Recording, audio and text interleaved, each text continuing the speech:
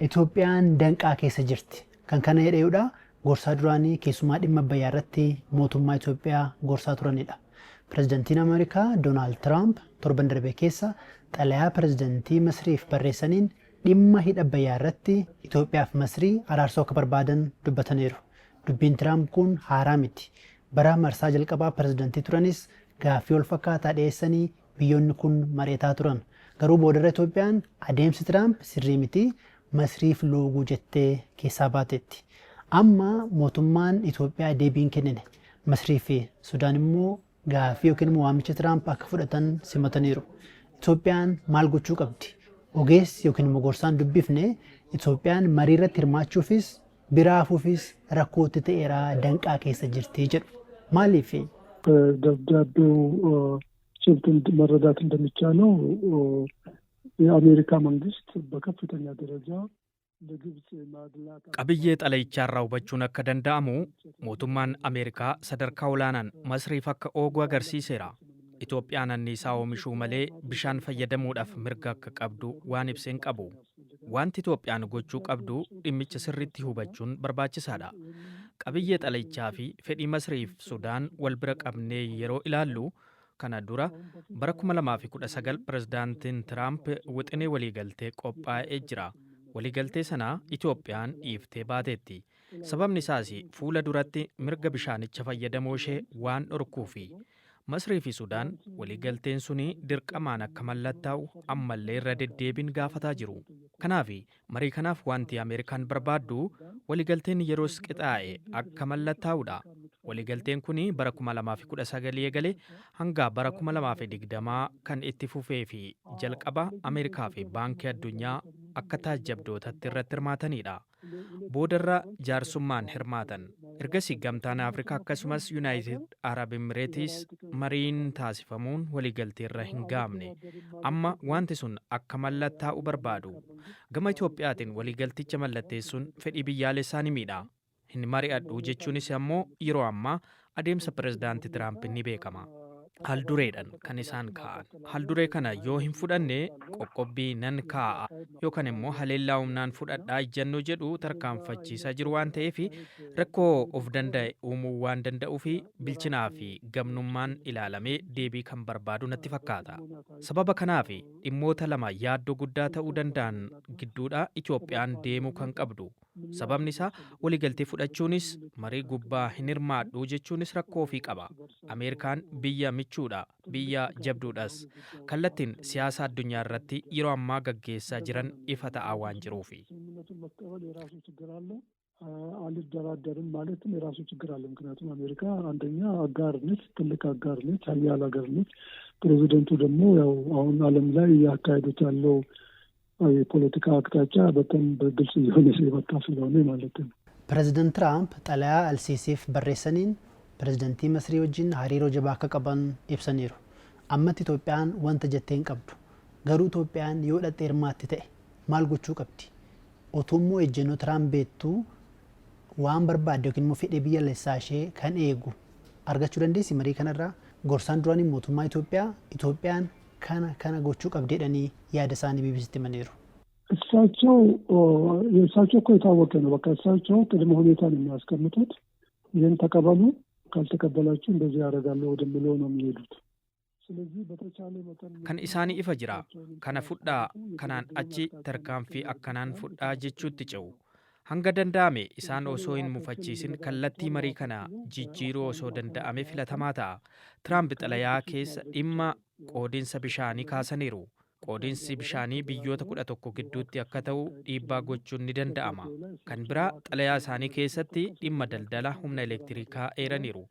Isa irrattis dubbachuun ni danda'ama. Bara 2015 dureewwan biyyoota sadii wanti mallatteessan jira.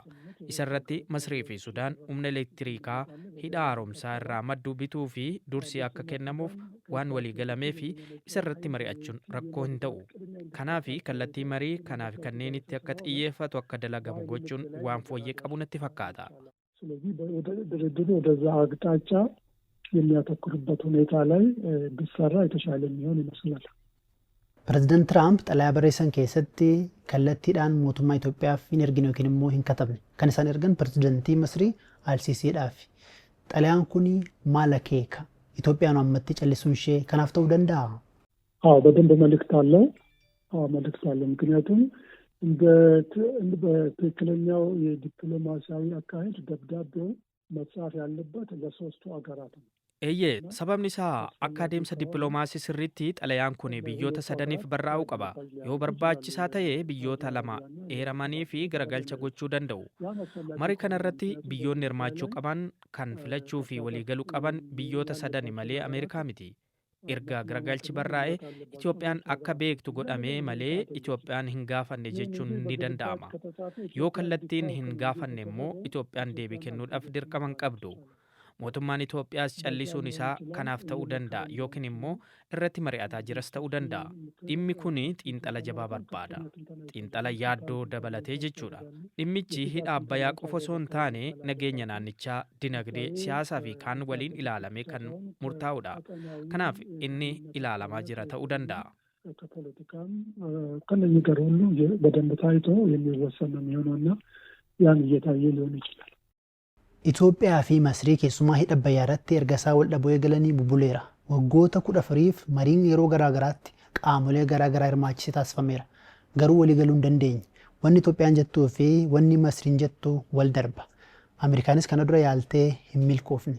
Pireezidaant Tiraamp waan kana irra deebisanii gaafataa jiru. Marii yookiin waamicha isaaniitiif banaan garuu kan isaan eeran biyyoota akka UAE fi Saawudiidha.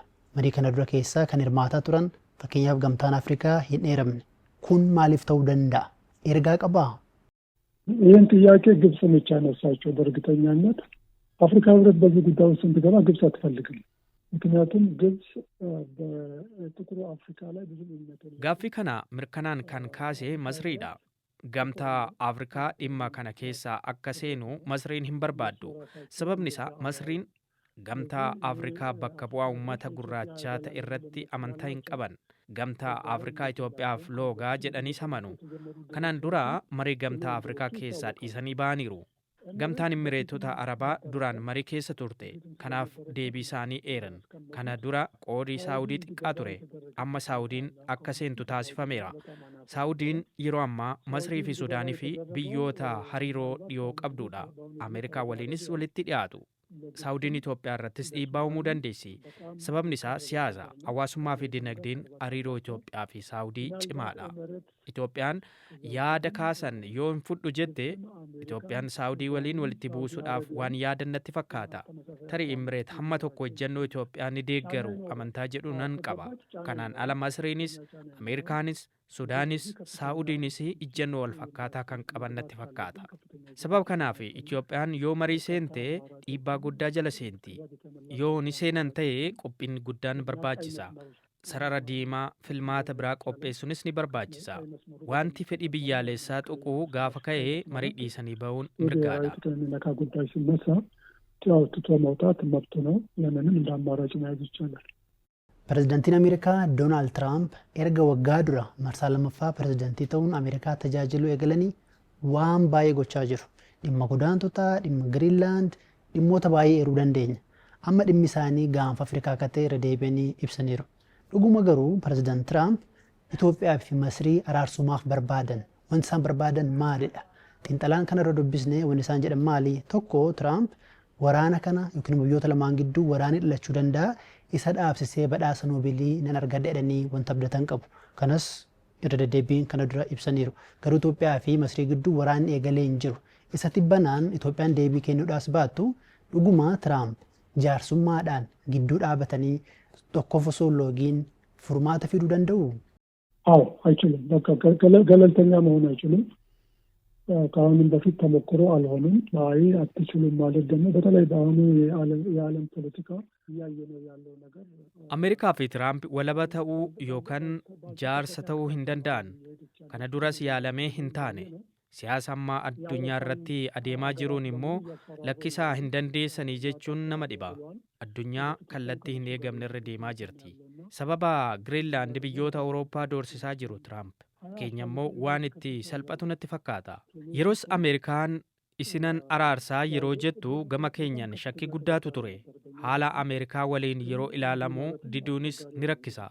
erga seennee booda wanti agarree mootummaan Ameerikaas baankiin addunyaas Masrii bira dhaabatanii falmaa turan. Itoophiyaa doorsisaas turan. Wanti adda ta'e amma ni dhufa jennee yaannu. Ameerikaan walaba taatee jaarsummaan furti jedhanii yaaduun baay'ee ni rakkisa. Ameerikaa fi Masriin hariiroo jabaa qabu. Amma immoo Tiraamp Israa'el tiksuuf akkasumas wanta Gaazaa keessaa dalaguuf yaadan milkeessuudhaa fi deeggarsa Masrii fedhu.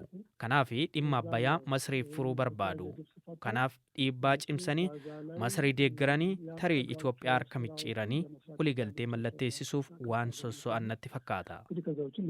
ሌሎች በርካታ ምክንያቶች ስላላቸው ጫና መፍጠራቸው ለግብጽ ማግላታቸው ምናልባትም እጅ ጠምዝዘው ኢትዮጵያን እጅ ጠምዝዘው ስምምነቱን የማስፈረም ዓላማ ይዘው የሚንቀሳቀሱ ይመስለኛል።